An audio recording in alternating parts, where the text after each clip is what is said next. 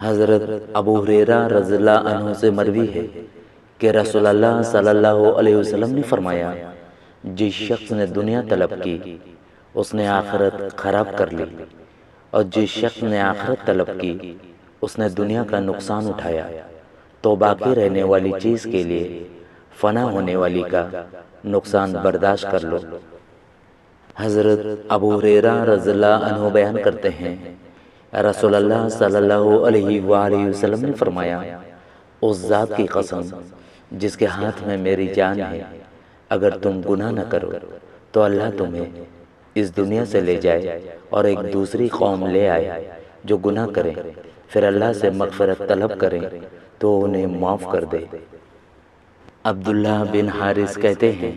کہ ایک مرتبہ میں اور حضرت ابی بن کعب رضی اللہ عنہ قلعہ حصان کے سائے میں کھڑے تھے کہ حضرت ابی رضی اللہ عنہ مجھ سے فرمانے لگے،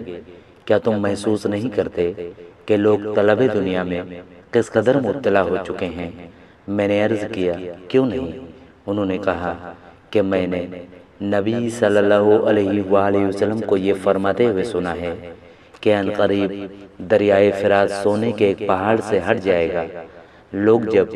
یہ بات سنیں گے تو اس کی طرف چل پڑیں گے، اور جو لوگ اس کے پاس موجود ہوں گے وہ کہیں گے کہ اگر ہم نے یہاں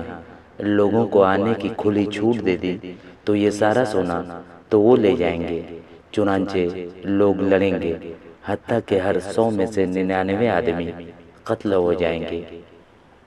حضرت انس رضی اللہ عنہ سے روایت ہے کہ نبی صلی اللہ علیہ وآلہ وسلم نے فرمایا، جس شخص کی نیت طلب آخرت ہو تو اللہ اس کے دل کو غنی کر دیتا ہے اور اس کے معاملے کو مزدما فرما دیتا ہے، اور دنیا ذلیل ہو کر اس کے پاس چلی آتی ہے،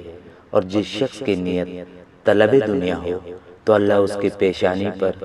فقر ثبت فرما دیتا ہے، اس کے معاملے کو منتشر کر دیتا ہے، اور دنیا اسے اتنی ہی ملتی ہے جتنی اللہ نے اس کے لیے لکھ دی ہے۔